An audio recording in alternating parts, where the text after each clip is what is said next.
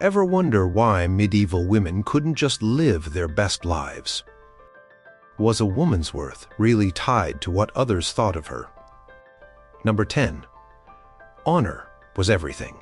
Literally everything. Honor wasn't just some cute concept for medieval women. It was their entire existence wrapped up in one word. For a woman living in medieval times, honor was basically her credit score, social media reputation, and job resume all rolled into one. Except losing, it didn't mean you'd have trouble getting a loan. It meant you could be completely ostracized from society, locked away, or even killed. Medieval society functioned on a system where a woman's honor was considered fragile as spun glass.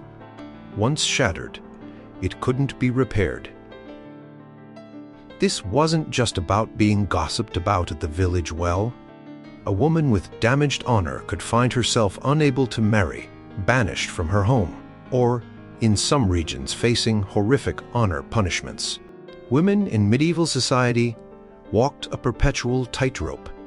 One misstep, or even the rumor of a misstep, could send them plummeting. Noble ladies had servants watching their every move, while peasant women had the eyes of the entire village upon them. Imagine living your entire life knowing everything from how you spoke to whom you glanced at could destroy everything. That constant surveillance was the daily reality for medieval women of all classes. What's truly wild is how differently honor functioned for men versus women. While men could restore tarnished honor through deeds of bravery, combat, or even just paying fines, women's honor, once questioned, was typically considered irretrievable. The game was rigged from the start. Number 9. Your body wasn't actually yours. Can you imagine someone else legally owning your body? For medieval women, their bodies were quite literally considered the property of men. First their fathers, then their husbands. This wasn't just some abstract concept. It had concrete everyday implications. A medieval woman couldn't decide for herself when to have children, who to marry, or even what to wear without male approval. Her body was considered a vessel for producing legitimate heirs, for representing her husband's status, and for displaying the family's wealth through clothing and adornments.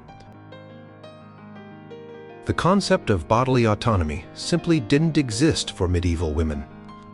Even personal choices had honor implications. Wearing clothes deemed too revealing could mark a woman as dishonorable. Rejecting a marriage arranged by her family could bring shame upon the entire household. Some regions even had laws specifying what women of different social classes were allowed to wear, with harsh penalties for those who dressed above their station. Medical care for women was also heavily influenced by honor concepts. Female healers who once shared knowledge of reproductive health were increasingly pushed aside as medicine became professionalized. Many women suffered or died rather than risk their honor by allowing male physicians to examine them. In some areas, midwives were required to be present during examinations by male doctors, not to assist, but to protect the woman's honor. For pregnant women, the stakes were particularly high. A pregnancy outside of marriage meant complete social ruin in most cases. Yet within marriage, refusing a husband's advances was considered dishonorable and grounds for punishment. Women's bodies truly existed in a space where they had almost no legitimate agency. Number 8. Your family's honor rested on your shoulders. Did you know a single woman's actions could destroy an entire family's standing? Medieval society placed the burden of family honor disproportionately on its female members. While sons could occasionally be forgiven for wild behavior, as boys being boys, yes, that excuse is really that old. Daughters had no such luxury. A woman who behaved in ways deemed dishonorable didn't just shame herself, She brought catastrophe upon her entire family. This meant fathers, brothers, and other male relatives often felt entitled to control every aspect of women's lives in the name of protection. For noble families, a daughter's dishonorable conduct could destroy political alliances, end beneficial marriage prospects for siblings, and even cause the family to lose royal favor. For merchant families, honor was connected to business reputation. A daughter's scandal could literally bankrupt her family as business partners withdrew. Among peasants, a family with dishonorable women might find themselves unable to arrange marriages for other children or excluded from communal resources. This burden created a system where families essentially policed their own female members. Older women became enforcers of honor codes on younger ones, perpetuating restrictive systems through generations. Mothers taught daughters to limit themselves. Grandmothers guarded their granddaughters' behavior, and sisters monitored each other. In some regions, family honor became so important that it superseded even human life. Historical records document cases where families imprisoned dishonorable daughters in home confinement for years or sent them to convents against their will, not just as punishment, but to remove them from public view so the family could claim she had gone to visit relatives or concoct other face-saving stories. Number 7. Your voice could get you labeled dishonorable. Ever been told you talk too much? For medieval women, being labeled a gossip or scold wasn't just annoying. It was dangerous. A woman's speech was heavily regulated in medieval society. Speaking too loudly, too often, or with too much authority could quickly earn a woman's reputation as dishonorable. The ideal medieval woman was expected to be effectively silent in public speaking, only when necessary and always deferring to male voices. This wasn't just social pressure. It was often enforced through actual punishment. Court records across medieval Europe document women being publicly humiliated for excessive speech. Some towns employed scold's bridles, metal devices fitted over a woman's head with a piece that pressed down on or into her mouth, that were used to publicly punish women deemed too vocal. Other communities used ducking stools to plunge gossiping women underwater as punishment. The consequences weren't limited to physical discipline. A woman labeled as a scold found her testimony in court devalued, her business deals scrutinized, and her daughter's marriage prospects damaged. Some historical documents show businesses failing after the female owner was branded a gossip as customers stopped patronizing her shop. Literary evidence from the period reveals this obsession with women's speech. Medieval literature is filled with warnings about women who talk too much, with female characters routinely portrayed as manipulative gossips whose words cause chaos. These stories weren't just entertainment. They reinforced real-world expectations that honorable women should remain largely silent. What's particularly interesting is how this silencing specifically targeted women gathering together. Men could gather at taverns to talk freely, but women conversing in groups was often viewed with suspicion. Some town ordinances even limited how many women could gather without male supervision, fearing what they might say to each other when men weren't listening. Number 6. Your virginity was a commodity. Would you believe a piece of tissue could determine your entire future? For medieval women, virginity wasn't a personal matter. It was a valuable commodity controlled by male relatives. A woman's virginity was literally treated as property in medieval times. Fathers safeguarded this asset until it could be transferred to a husband. Virginity had actual monetary value. Marriage contracts often included specific compensation if a bride was discovered not to be a virgin after marriage. This wasn't just among nobles. Even peasant families negotiated bride prices, partly based on a woman's perceived purity. The fixation on feminine purity created an entire industry of Virginity verification. While modern medicine confirms that hymens don't actually work the way medieval people believed, they don't reliably break during intercourse, and many women are born with minimal hymen tissue, medieval society was obsessed with proving virginity through various unreliable tests. From examining bedsheets after wedding nights to having midwives conduct invasive examinations, a woman's most private body part was subject to public scrutiny. For aristocratic brides, the stakes were especially high. Royal weddings sometimes included the humiliating tradition of witnesses in or near the bedchamber to verify consummation. Ladies-in-waiting might be charged with examining and displaying the bedsheets the morning after. Some historical accounts describe mothers-in-law hovering outside bedroom doors, ready to inspect for blood evidence. The obsession with virginity had tragic consequences.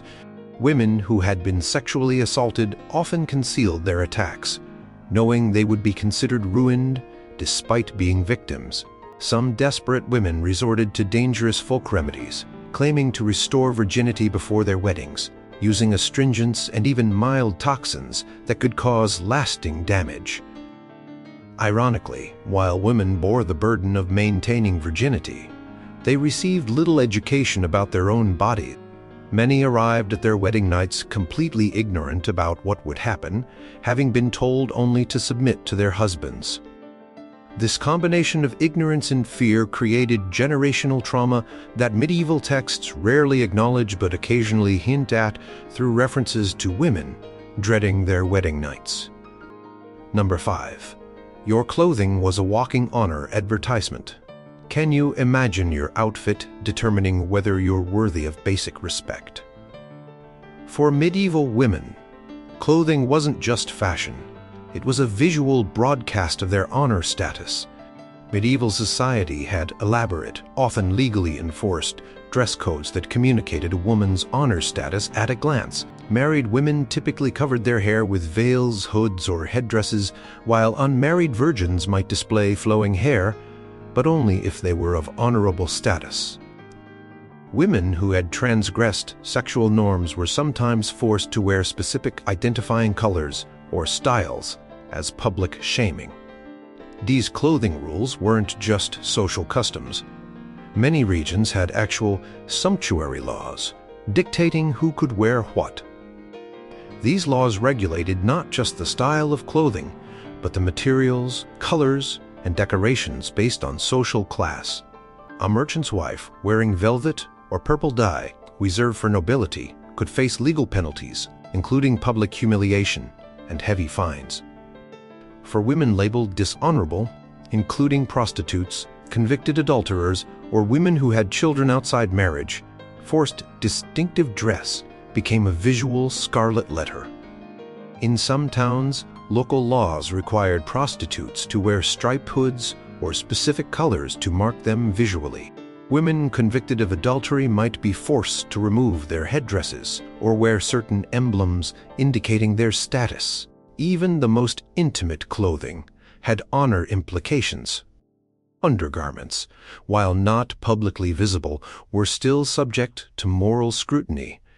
Having too many or too fine undergarments could be considered evidence of vanity or luxury, especially for common women. Yet having too few might indicate insufficient concern for modesty and cleanliness. What's fascinating is how women sometimes navigated these restrictions creatively. Historical records show women finding clever workarounds like wearing technically permitted decorations in novel ways or adapting forbidden styles just enough to remain technically within the law. These small rebellions show how women maintained some agency even within restrictive honor systems. Number 4. Your marriage was about alliances, not affection. Did you know your wedding day might be the first time you ever met your husband? For medieval women, marriage had almost nothing to do with personal choice and everything to do with family honor and advantage. Marriage, in medieval times, functioned primarily as a business arrangement between families.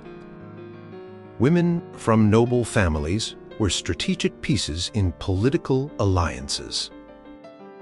Merchant-class daughters secured business partnerships through their marriages. Even peasant marriages often revolved around combining land holdings or working opportunities. Love was considered at best a happy accident, not a prerequisite. The honor implications were enormous. Refusing a marriage arranged by your family wasn't just disappointing your parents. It was a dishonorable act that showed ingratitude and disobedience. Many girls were betrothed during childhood, spending years knowing they would eventually leave home to live with virtual strangers. Historical records show girls as young as 12 being married to men decades older, all in service to family advancement. This system created profound vulnerability. A wife was expected to bring honor to her husband's household by being obedient, modest, and fertile. Failing at any of these could lead to rejection. While divorce, as we understand it today, was rare, repudiation was possible in many regions where husbands could essentially return defective wives to their families, creating social and economic catastrophe for the woman. The double standard was stark. While wives were expected to maintain absolute fidelity, husbands often faced minimal consequences for extramarital affairs. In many regions, a husband's infidelity wasn't considered to dishonor his wife, but her failure to quietly accept it was dishonorable. Women who publicly complained about unfaithful husbands could find themselves accused of causing shame by airing family matters. What's particularly poignant in historical records are the occasional glimpses of resistance. Court documents occasionally mention women who refused arranged marriages despite enormous pressure. Young brides who ran away from elderly husbands, or wives who found ways to delay consummation. These rare cases show both the system's power and the courage of those who risked everything to defy it. Number 3. Your fertility was everyone's business. How would you feel if the entire town was counting the months since your wedding, waiting for pregnancy news? For medieval women, reproductive capacity was considered public property and a primary measure of honor. A woman's primary purpose in medieval society was reproduction. Failing to produce children, especially sons, was more than disappointment. It was considered a serious moral failing. Women underwent dangerous fertility treatments, pilgrimages to saints' shrines, and constant prayer in desperate attempts to conceive. A woman who remained childless after years of marriage risked accusation of secret sin or divine disfavor. The double standard was glaring. Infertility was almost always blamed on women, regardless of medical reality. Historical medical texts show physicians recommending treatments for female barrenness ranging from herbal preparations to bizarre rituals, while male infertility was rarely acknowledged. A woman could be set aside by her husband for not producing heirs, even when the biological issue might have been his. Perhaps most invasive was how public pregnancy and childbirth became. Pregnancy was closely monitored by female relatives, midwives, and neighbors, all tracking the woman's behavior to ensure she wasn't doing anything that might endanger the pregnancy. Common women often had to continue working in fields or workshops until labor began, while noble women might be confined to special lying-in chambers for months before delivery. Childbirth itself occurred in a room filled with female witnesses, not just for support but for verification. For nobility especially, witnesses ensured no baby swapping occurred, particularly when a male heir was at stake. Imagine your most vulnerable moment being a semi-public event with political implications. The aftermath of birth brought its own honor requirements. Many regions practiced churching, a purification ceremony women underwent after childbirth before they could rejoin community life. This practice, based on the idea that childbirth made women temporarily unclean, meant new mothers remained separated from normal social and religious life for weeks after delivery. Historical records occasionally reveal heartbreaking situations. Court documents mention women desperately hiding pregnancies that occurred too soon after marriage to be honorable, or too late in widowhood to be considered legitimate. Parish records show infants abandoned by mothers who couldn't face the dishonor of unwed motherhood. Behind these sparse official notices lie countless personal tragedies driven by honor expectations. Number 2. Your appearance could mark you as a witch. Could brushing your hair the wrong way get you killed? For medieval women, especially as the period progressed into the early witch trial era, aspects of appearance and behavior that wouldn't raise eyebrows today could mark them for deadly accusations. The connection between honor and witchcraft accusations is fascinating and disturbing. Women who violated honor codes by living alone, speaking too boldly, displaying too much knowledge of herbs, or even just aging into outspoken older women were disproportionately vulnerable to witchcraft accusation. Court records show that dishonorable women, widows living independently, unmarried older women, or those with questionable sexual histories, formed the primary targets in many witch persecution campaigns. Physical appearance became dangerously scrutinized. A birthmark, unusual mole, or extra nipple, even something as simple as a skin tag, could be labeled a witch's mark, supposed evidence of a pact with the devil. Women with red hair in some regions faced automatic suspicion. Even being exceptionally beautiful or ugly could trigger accusations, as either extreme might indicate supernatural influence. Knowledge became dangerous for women. Those with healing skills, midwifery expertise, or knowledge of herbal remedies walked a treacherous line. The same woman villagers eagerly consulted for a fever remedy could become a convenient scapegoat when crops failed or disease struck. Historical records show numerous cases where female healers faced witchcraft accusations after patients died, despite providing the same treatments male physicians used without consequences. The economic aspect is often overlooked. Witchcraft accusations sometimes conveniently targeted women with property that accusers might acquire after a conviction. Widows who inherited businesses or land were particularly vulnerable, as their economic independence already placed them outside the honor structures designed to keep women dependent on male relatives. What's particularly striking is how accusations functioned as honor enforcement. The threat of being labeled a witch effectively policed women's behavior, making them afraid to live too independently, speak too confidently, or display too much knowledge. Even women who were never formally accused adjusted their behavior to avoid drawing dangerous attention, creating a powerful system of self-censorship. Number 1. Your honor could change based on where you lived. Did you know crossing a city boundary could completely transform what was considered honorable behavior? For medieval women, honor codes weren't universal. They varied dramatically by region, creating complex navigation challenges for women who moved through marriage or circumstance. Honor standards differed significantly between regions. Southern European areas like Spain and Italy developed particularly rigid honor codes centered on female sexual purity, while some Northern European regions permitted women somewhat greater freedoms. Urban centers often had different standards than rural areas, with city women sometimes enjoying more economic opportunities while facing stricter regulation of their public behavior.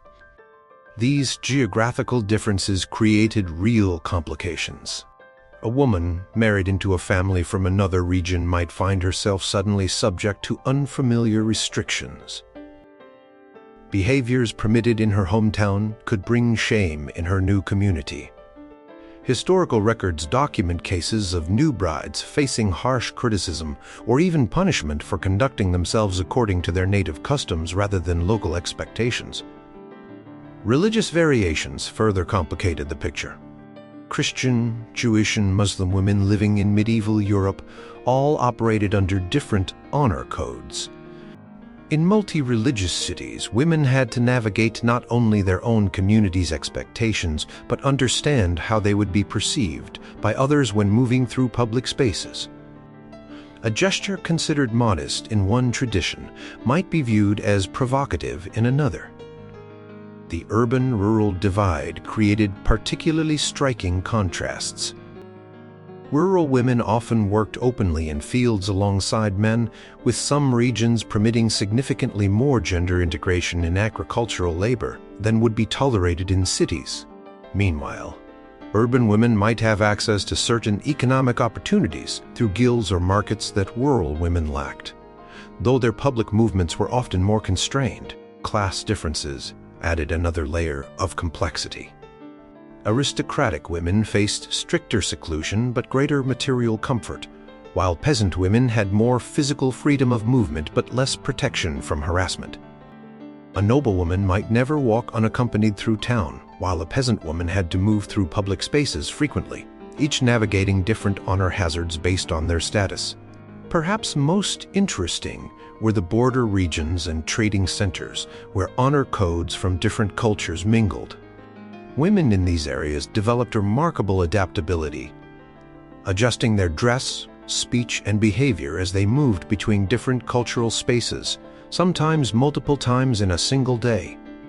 This constant code switching reveals both the arbitrary nature of honor systems and women's strategic intelligence in navigating them. Have you ever wondered how many of these medieval honor codes still subtly influence expectations for women today? When we examine the roots of certain traditional values, how many trace back to these medieval concepts of female honor?